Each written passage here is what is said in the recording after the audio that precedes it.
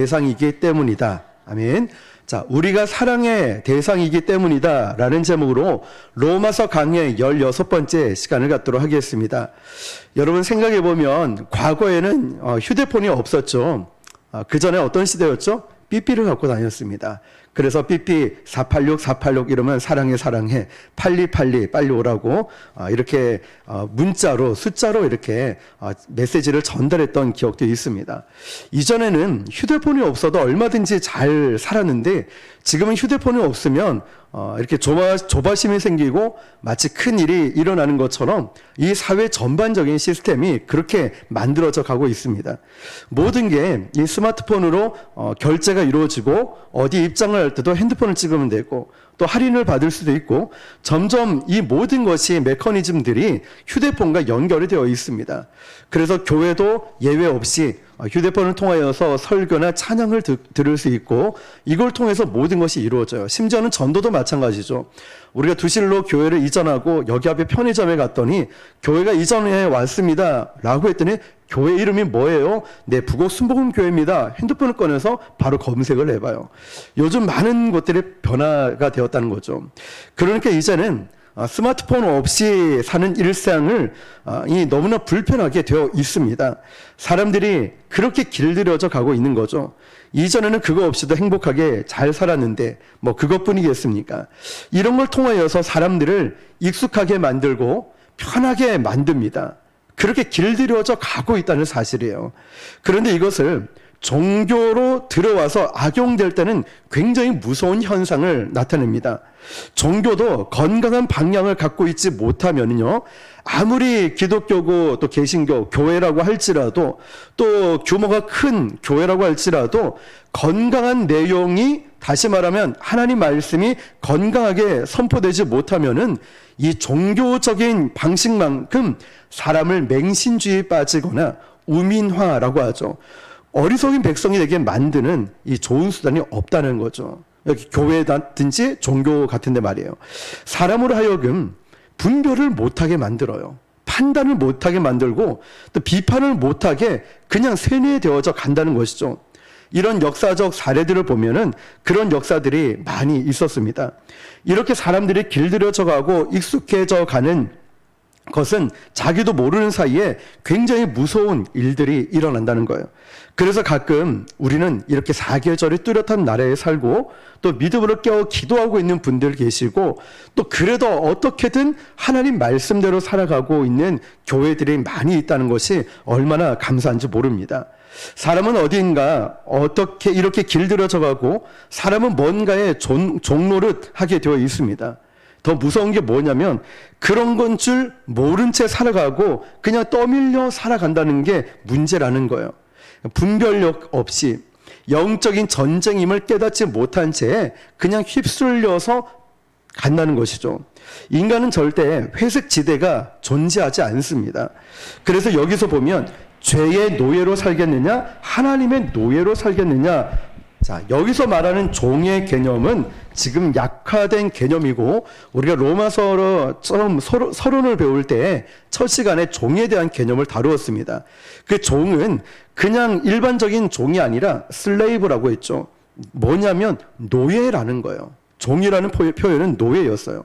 이 인간은 두 개의 영역밖에 없습니다. 회색 지대가 없다는 거죠. 중간점이 없어요. 죄의 영역 안에 죄의 노예로 사느냐, 하나님의 영역 안에 하나님의 종으로 사느냐. 자, 죄냐 하나님이냐 이 두 영역밖에 없다는 거예요. 오래된 영화이긴 한데요. 여러분 쇼생크 탈출 영화 아십니까? 옛날에 한참 인기가 있었죠. 이거 영화는 굉장히 단순한 구조인데요. 그 영화에서는 참 많은 것을 시사해 주고 있습니다. 어느 평범한 은행 간부가 살인을 하게 됐습니다. 사실상 보면 누명을 쓴 거죠. 그래서 쇼생크라는 감옥에 갇히게 됩니다. 거기서 보면은 보통 몇 년에서 몇십 년 무기징역을 받은 사람들이 거기에 살게 되는 아주 살벌한 감옥입니다.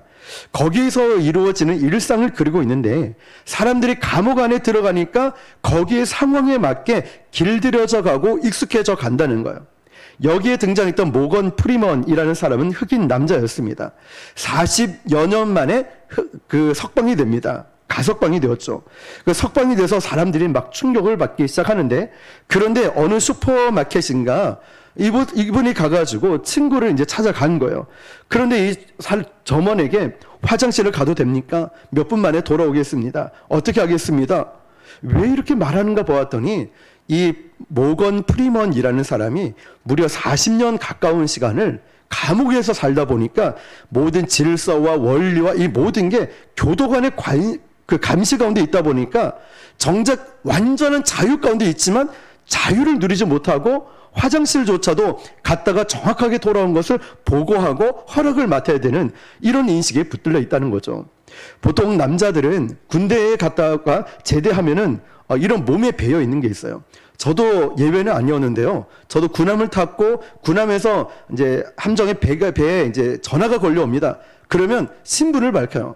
지금도 기억합니다. 필승 죄송합니다. 필승 마사람 누구누구 이러면서 딱 얘기를 해요.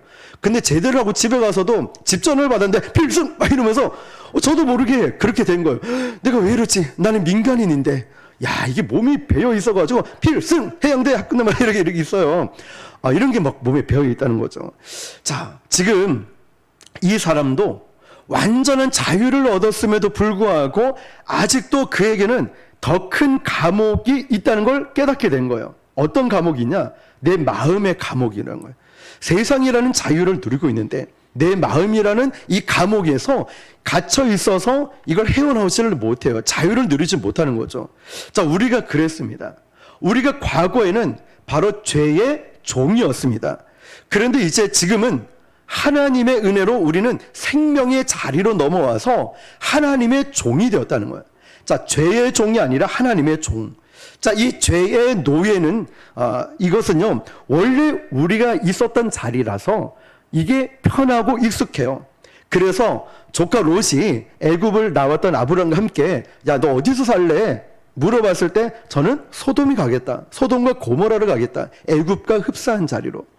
자, 출애굽했던 이스라엘 백성들이 시내산에 도착해서 모세가 지도자가 없어지자 제일 먼저 한 게 뭐였죠? 금송아지를 만들었어요.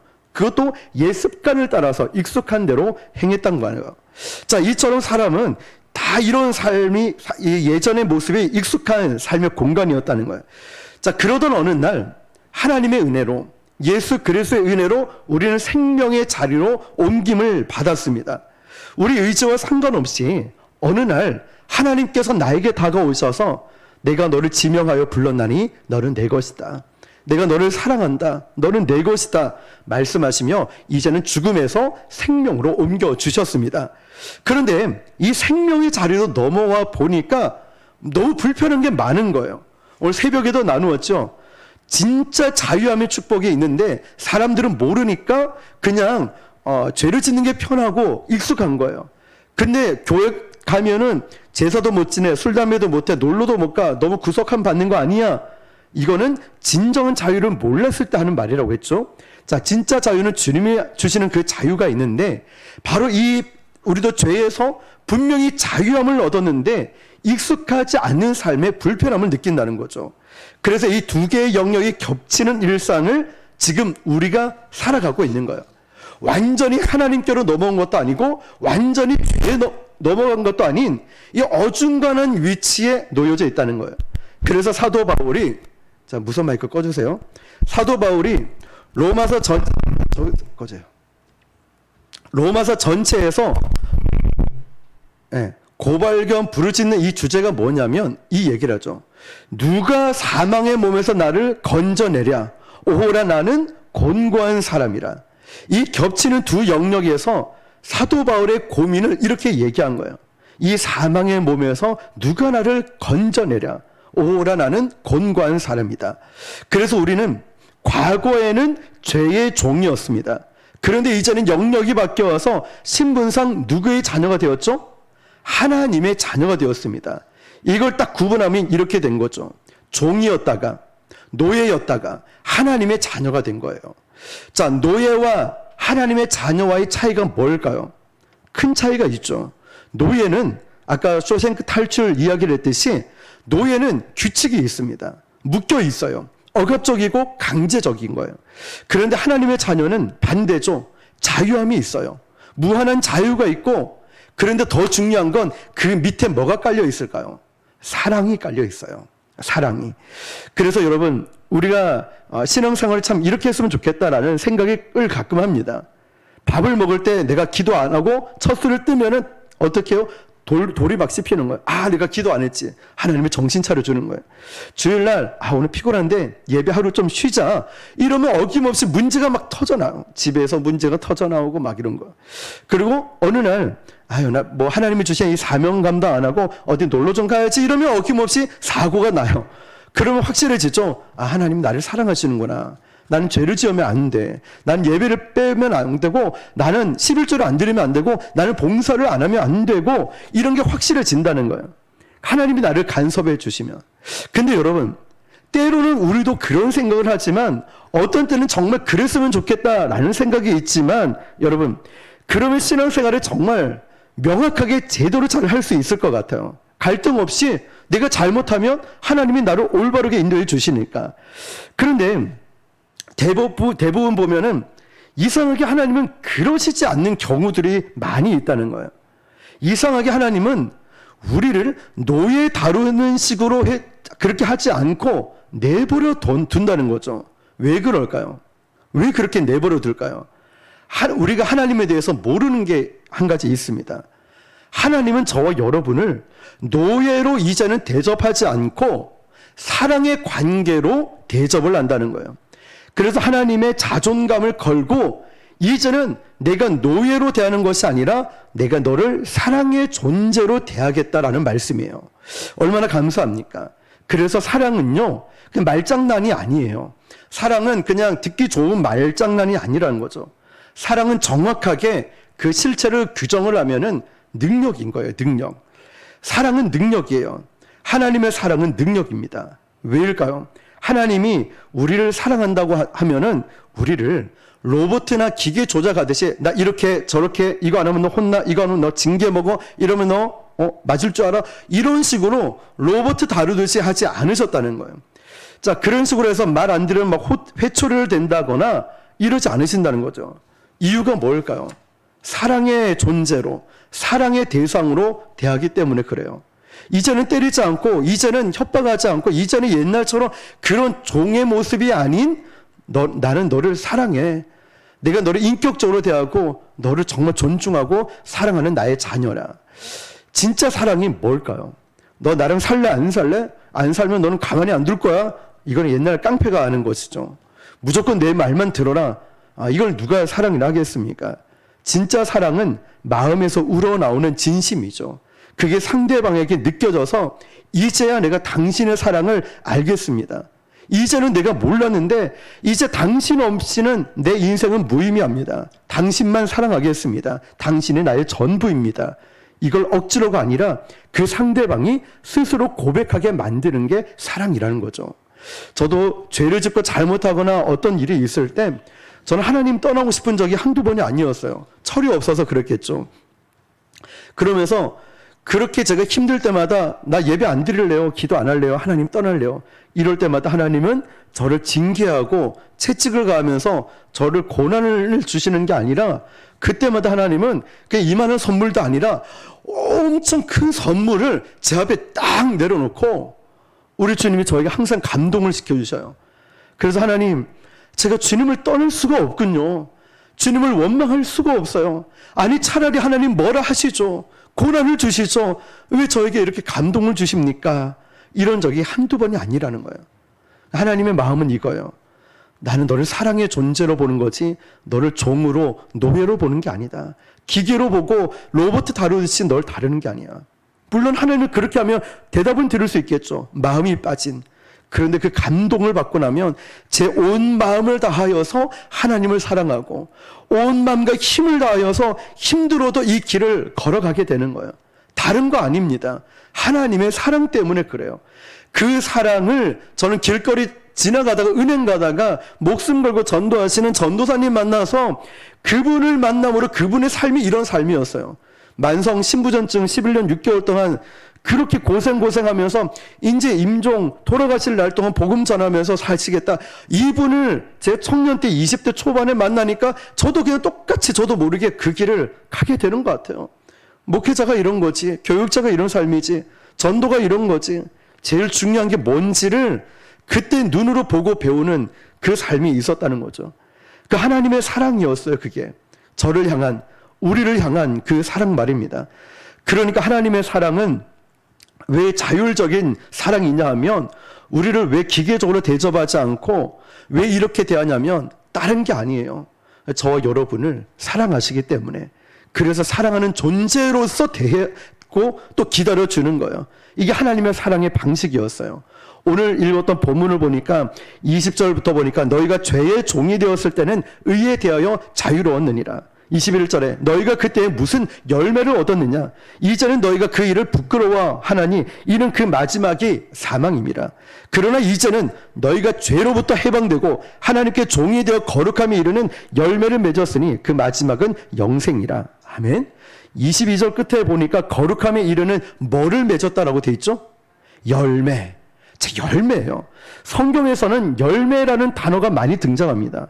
그런데 이 한 번도 열매라는 말이 등장할 때 열매를 맺자라는, 결과물을 만들어내자라는 차원에서 열매를 말한 적이 없어요. 열매를 맺자, 결과물이 이거다, 이런 뜻이 아니에요. 예수님이 뭐라고 말씀하셨냐면 그 열매로 무엇을 안다라고 했을까요? 그 열매로 나무를 안다고 했어요. 그 나무로 나무를 안다. 지난 시간 말씀드렸듯이 농사 짓는 사람이 농사 전문가 외에는 사과나무와 배나무를 구분하기가 쉽지 않다고 합니다. 나무만 봐서는. 그런데 쉽게 구분하는 방법이 하나가 있었죠. 가을이 되고 열매 맺는 계절이 되면 사과나무인지 배나무인지를 그 열매를 보면 알 수 있다는 거죠. 자, 사과가 맺혀지니까 사과나무고 배가 맺혀지니까 배나무였구나. 그러면 항상 열매는 뭐를 확인하기 위한 수단일까요? 그렇죠. 나무의 본질을 확인하기 위한 수단이 열매였다는 거예요. 열매. 오늘 새벽에도 말씀드렸지만 영도에 아는 목사님 이제 개척한 한 6개월 정도 된 7개월. 그 목사님이 개척을 하면서 힘든 걸 얘기할 때 저는 그 과정들을 겪어왔고, 이 시간이 지나니까 이런 열매들이 있었다.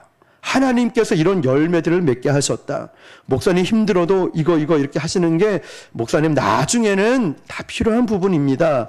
정말 힘들겠지만 이렇게 하는 게 좋습니다. 라고 할 때 오늘 말씀처럼 오늘 우리 교회에 하나님께서 주신 열매들을 보면은 이 과정에 뭐가 있었는가, 나무를 잘 보니까 쉬지 않는 기도가 있었고, 쉬지 않는 말씀 가르침이 있었고, 쉬지 않는 전도가 있었고, 쉬지 않는 이웃 사랑이 있었고, 쉬지 않는 또 다른 이웃 교회와 목회자들에게 우리가 받은 사랑을 흘려보내는 게 있었더라고요.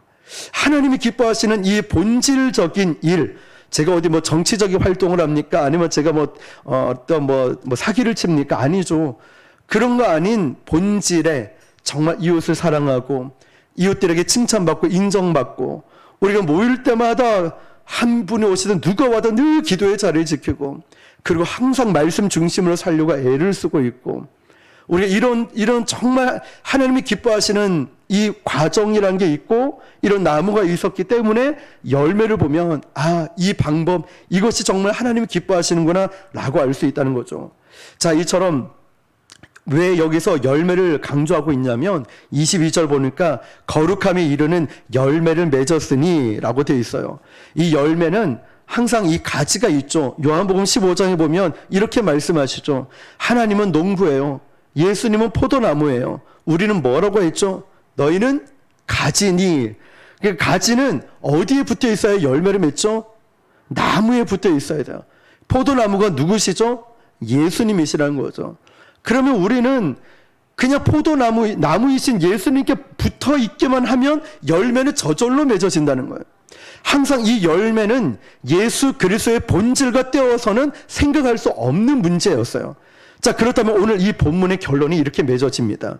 사복음서에 보면 예수님과 바리새인들과의 이런 대화가 있습니다. 가이사에게 세금을 바치는 거 옳습니까? 아니면 이 세금을 가이사에게 안 바쳐야 옳습니까? 여기에 대한 대답을 예수님이 하시지 않으셨어요. 왜냐하면 이건 굉장히 중요하고 위험한 질문이었거든요. 왜냐하면 예수님께서 그거 가이사에게 세금 바쳐, 이러면 이제 유대인들에게 역적이 되고, 그렇다고 해서 바치지 마, 하나님께 바쳐야지 왜 가이사에게 바쳐, 이러면 로마 정부의 반역자가 돼버리는 거예요. 그러니까 예수님의 대답을 어떻게 하느냐에 따라서 이래도 걸리고 저래도 걸릴 수밖에 없는 진퇴양난의 어려운 질문이에요. 예수님은 거기에 대한 대답을 안 하고 오히려 질문을 가지고 또 다른 질문을 합니다. 여보세요, 보세요, 동전을 좀 가져와봐. 동전을 가져와봐. 그래서 이 동전을 보이면서, 자, 이 동전에 누구의 형상이 그려져 있습니까? 라고 물어요. 우리는 뭐 100원짜리, 500원짜리 형상들 다 있지 않습니까? 그런데 이 당시 보니까 동전을 딱 보니까 누구의 형상이 있냐면 가이사의 형상이 있는 거예요. 그래서 예수님이 뭐라고 말씀하시냐면, 자, 가이사의 것은 가이사에게, 하나님의 것은 하나님에게 말씀하셨어요. 이거는 종교적 이원론을 말하는 게 아니에요. 지금 이 동전에 누구의 형상이 그려져 있냐면 가이사의 형상이 그려져 있어요. 그래서 이게 누구 거라고요? 가이사의 거. 가이사에게 줘. 자, 그래서 예수님이 이 원리를 이용해서, 자, 하나님의 것은 누구에게 드리랬죠? 하나님에게 드리랬어요. 자, 하나님의 것이 누굽니까? 하나님의 것이 누구예요? 저와 여러분이란 거죠. 우리는 창조될 때 우리 속에 누구의 형상대로 지으심을 받았습니까? 하나님의 형상이에요. 자, 답이 나오죠. 그래서 이 우리의 형상에 하나님의 형상이 그려 넣어져 있다는 거예요. 이게 무슨 말이냐면, 저와 여러분, 우리 모두는 이 땅이 창조될 때 하나님의 형상이 그려져 있습니다. 그러면 우리의 온 생애가 누구의 것으로 가득 채워져 있는 게 마땅할까요? 하나님의 것으로. 그렇습니다, 여러분. 그것과 가이사의 것과 하나님의 것을 구분하자는 논리가 아니라 더 큰 이야기를 하고 있는 거예요. 자, 진짜 중요한 질문은, 진짜 중요한 건 너희 속에 누구의 형상이 있느냐? 이게 중요하다는 거예요. 누구의 형상이 있다고요? 하나님의 형상이 있다는 거예요. 자, 그러면 너는 누구의 것이냐? 누구의 것이에요? 하나님의 것인 거예요. 예수님의 질문은 가이사에게 줘야 됩니까? 아니면 바치지 말아야 됩니까? 이 질문이 아니라 너의 존재가 뭐냐? 너는 누구의 형상을 닮았느냐? 네 안에 누가 있느냐? 주님은 이걸 더 높은 차원의 질문을 말씀하시는 거예요. 우리는 이제 죄의 노예 생활하다가 그 익숙함을 털어버리고 이제 우리는 한 번도 생전에 경험해보지 못한 더 본질적인 자유가 있다는 것입니다. 그런데 아직은 불편합니다. 그렇지만 이제는 그리스도의 것으로서 우리 안에 잃어버린 하나님의 형상이 회복되기 위해서 거룩한 의의 열매를 맺어야 되는 이유가 이 말씀에 감춰져 있는 비밀이라는 거예요. 그래서 우리가 이 땅을 살아갈 때, 다시 한번 우리가 한 주 한 주 살아갈 때 빨간 날 주일이 앞에 있잖아요. 달력 앞에. 근데 우리 인식은 토요일 다음으로 생각하죠. 근데 한 주의 첫 시간은 주일인 거예요. 주일. 한 주의 첫 시간은 예배로 시작을 하죠. 자, 첫 것을 드린다는 것은 나머지 6일도 믿음으로 살아가겠다는 중요한 신앙의 고백이라는 것입니다. 그런데 어쩌다가 세상이 이걸 바꿔놓기 시작하는 거예요. 먹고 마시고 쉬고 힐링하고 휴가 가는 날처럼 말이죠. 그래서 주일을 하나님 날로 시작하고 회복하는 것이야말로 신앙의 가장 중요한 시금석입니다. 그래서 예배에 실패하면, 주일에 실패하면 한 주가 실패할 수밖에 없고, 우리 안에 있는 남아있는 한 주를 살아가기 위해서 3일밤 예배가 왜 중요하냐면, 이틀을 보내고 이 3일째 되는 날에 다시 한 번 더 하나님의 은혜로서 이겨내기 위해서 우리가 3일밤 예배를 드리지 않습니까? 오늘도 이 말씀을 잘 기억하시면서, 여러분, 우리에게 중요한 것은 하나님의 절대 우리를 노예로 대하는 것이 아니라 우리를 하나님의 자녀로 택감을 받았고 그 열매로 알 수 있다는 건데, 바로 그 대상은 우리를 사랑으로 품고 대한다는 사실. 내 안에는 누구의 형상이 있다고요? 하나님의 형상이 있습니다. 그래서 하나님은 저와 여러분을 대할 때 이제는 사랑의 대상이기 때문에 사랑으로서 우리를 섬기고 우리를 사랑하고 품어준다는 하나님의 사랑을 꼭 기억하시면서, 이제 남아있는 목요일, 금요일에 또 만나겠지만 하루하루 믿음으로 승리하시는 저와 여러분 되시기를 주님의 이름으로 축원합니다. 이 시간 기도하겠습니다. 하나님, 오늘도 하나님